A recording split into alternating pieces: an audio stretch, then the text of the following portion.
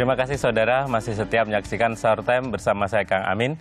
Dan pagi ini kita masih ditemani Ki Haji Misbahul Munir dan Habib Ali Bahar. Sebelum melanjutkan perbincangan kita, saya kembali mengingatkan saudara-saudara di rumah yang ingin berdonasi di dakwah peduli COVID-19 yang nantinya donasi itu akan disalurkan kepada para guru ngaji, santri majelis taklim dan pesantren yang terdampak COVID-19. Bisa melalui rekening BCA 29120900915 atau bisa melalui situs kitabisa.com dengan memindai QR Code yang terdapat di layar televisi Anda. Nah, para pemirsa sekalian, perbincangan kita semakin menarik dengan Pak Kiai Haji Misbahul Munir dan juga Habib Ali Bahar. Nah, Habib, barangkali mungkin ada tambahan lagi tentang keistimewaan Lailatul Qadar yang deep, tapi yang agak di permukaan gitu, yang bisa dipahami banyak milenial ini, Habib. Kita hidup di planet bumi. Ya. Penduduk bumi itu isinya kayak apa sih? Isinya seperti apa sih di planet bumi? Manusia yang macam-macam. Menurut Syekh Mutawalli Sya'rawi, malam Lailatul Qadar itu adalah malam kontak secara langsung antara bumi, Lailatul Ittisal al-Mutlaq bainal ardi wal mala'il a'la. Malam kontak langsung antara bumi dan malaikat-malaikat yang suci. Dan itu adalah momen yang paling istimewa. Siapa yang mendapatkan kesempatan disapa oleh malaikat. Gampangnya gini, malam Lailatul Qadar itu doa-doa mujarab nggak sih gitu loh kira-kira, Habib? Kalau masalah malam Lailatul Qadar itu malam yang tidak ditolak. Satu pun yang diminta oleh setiap hamba. Karena malam itu malam apa kalau kita mau sebut itu yang bebas hambatan. Semua doa langsung. Karena bukan kita yang naik. Malaikatnya yang turun. Dan malaikatnya menyapa. Jadi penduduk bumi sangat istimewa pada malam itu. Malam itu. Jadi bukan kita yang naik. Tapi yang di atas yang mulia itu para malaikat itu yang turun. Syekh Mutawalli Sya'rawi sampai mengatakan itu malam kontak langsung.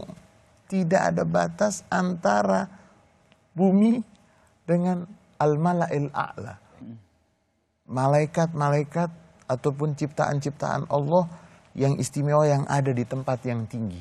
Mereka turun menyampaikan salam. Dan kenapa ada sholat taraweh? Waktu belum ada kondisi seperti ini kan ya di masjid. Di masjid, ya. Kenapa waktu itu Sayyidina Umar radhiyallahu anhu wa ardhah itu mengambil inisiatif untuk sholat malam Ramadan itu di masjid kemudian jamaah. Karena nanti dari Sayyidina Ali bin Abi Thalib yang mengatakan bahwa Umar bin Al-Khattab itu mendapatkan dari kami, para sahabat Nabi yang menyampaikan bahwa di dekat Arsy itu ada satu tempat namanya Haziratul Quds. Di situ ada malaikat-malaikat yang kalau datang bulan Ramadan, mereka pamit mau turun ke bumi untuk ikut bersama-sama merayakan Ramadan.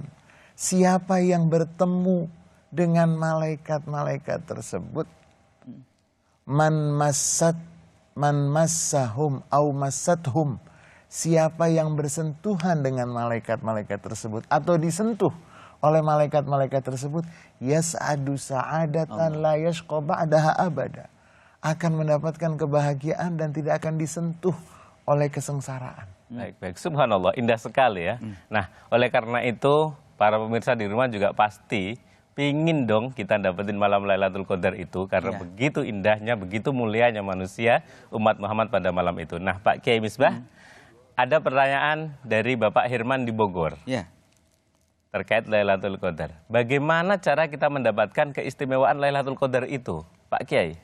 Makasih, Kang Amin. Berkaitan dengan cara mendapatkannya, saran saya, selama malam Ramadan, tolong jangan dikosongkan dengan ibadah, dengan tarawih, dengan sedekah. Insya Allah dari salah satu ibadah yang kita laksanakan itu akan bertemu dengan Lailatul Qadar. Itu tips sebagai orang awam, begitu caranya pendekatannya. Adapun kapannya memang tidak ada yang tahu, Kang Amin. Memang sengaja dirahasiakan oleh Allah. Tapi Habib, biasanya di atas tanggal 20 ke atas itu yang ramai bukan masjid tapi pasar. Karena persiapan lebaran. Persiapan lebaran. Yang ramai itu terminal, yang ramai itu bandara. Kadang-kadang di situ ketika bersamaan dengan Lailatul Qadar bukan ibadah, malah sibuk dengan ngurusin hal-hal yang tidak ada kaitannya dengan ibadah. Karena itu penting majelis semacam ini untuk mengingatkan. Ayo, katanya Kanjeng Nabi, taharrau Lailatul Qadri fi ashril awakhir min Ramadan.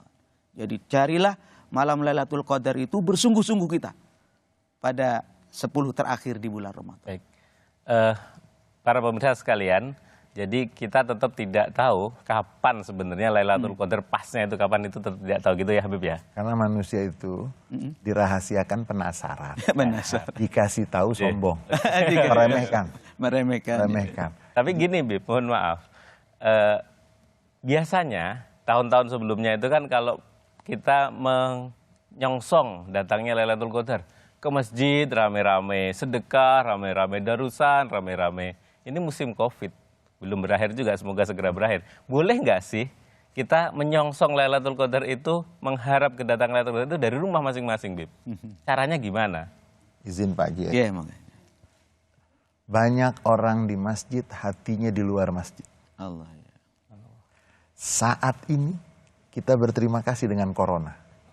Berapa banyak orang yang di luar masjid hatinya ingin ke masjid. Yeah. Rindu dengan masjid. Dan berterima kasih juga dengan corona. Rumah-rumah pada saat kondisi seperti ini menjadi bercahaya karena sholat dilaksanakan di rumah. Yeah. Tadarus dilaksanakan di rumah. Ayah, ibu, anak, semuanya berjamaah. Jangan biarkan rumah itu kosong terus. Dan berikan kesempatan, dan sepertinya sekarang ini malaikat akan datangnya itu ke rumah. Ke rumah ya. Masya Allah. Jadi hikmah corona itu Bib ya. Katanya kan begini, orang yang pandai itu yang selalu melihat semua tuh positif. Positif ya. Tapi kalau orang yang bodoh itu positif aja dilihat negatif. Oh iya. Jadi harus pinter-pinter ya. Kesempatan kalau menurut saya bahwa inilah kesempatan yang paling istimewa melalui corona ini. Gapailah Lailatul Qadar dari rumah bersama keluarga. Masya Allah, Masya Allah. Baik, Pak Kiai Misbah, masih ada pertanyaan dari para pemirsa. Dari Ibu Diana di Banjarmasin menanyakan, Pak Kiai, menyerahkan zakat fitrah lebih utamanya itu ke masjid atau ke orang yang langsung membutuhkannya? Apakah kalau kita mau memberikan zakat itu harus ada ijab kabulnya? Nah, bagaimana hukumnya begitu? Terima kasih Kang Amin, izin Habib. Jadi berkaitan dengan zakat fitrah, mau diserahkan ke masjid atau orang langsung, pesan saya jangan sampai lepas daripada ketentuan yang sudah ditetapkan oleh Allah. Ada golongan 8 ini, jangan sampai lepas daripada golongan 8 ini. Misalnya dikasih ke masjid, karena masjid berstatus amil misalnya. Silahkan, karena pendistribusiannya biar lebih merata. Itu manfaatnya.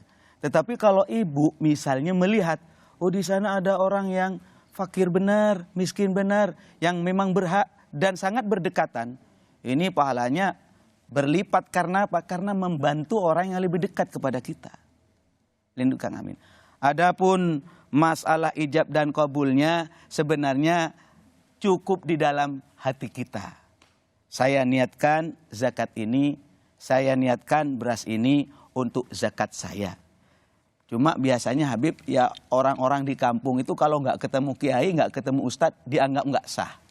Lah kiainya mengajarkan, nawaitu niat saya an ukhrija, mengeluarkan zakat al-fitri, zakat fitrah untuk diri saya, untuk anak saya, untuk keluarga saya. Itu sebenarnya disunatkan agar jelas arah daripada beras ini atau uang ini kemana. Begitu Kang Amin. Baik Kiai, rupanya perbincangan kita menarik dan para pemirsa ada yang seperti biasa nunggu-nunggu amalan itu Kiai. Nah, tetapi sama aja para pemirsa ini kontekstual Kiai. Ini Ramadan, Covid, di beberapa daerah itu masih sering hujan rupanya Kiai. Sehingga para pemirsa ada yang meminta doa amalan, doanya bila mendengar petir Kiai. Kang Amin, berkaitan dengan pertanyaan bagaimana doa kalau kita mendengarkan petir. Ini izin Habib untuk saya sampaikan. Ada ajaran para ulama, ada ajaran dari Rasulullah SAW, doa secara khusus. Allahumma la taqtulna bighadabika wa la tuhlikna bi'adzabika. Ini dibaca ketika mendengarkan petir. Jadi jangan sampai ada petir kemudian amit-amit jabang bayi. Itu gak diajarkan. Tapi memohon kepada Allah, ya Allah jangan sampai kau bunuh aku, matikan aku dengan murkamu. Nah ini permohonan kepada Allah. Baik, terima kasih Pak Kiai atas ijazahnya dan juga kami sampaikan terima kasih kepada Habib Ali Bahar yang sudah menemani kita pada pagi hari ini menjadi pagi yang istimewa.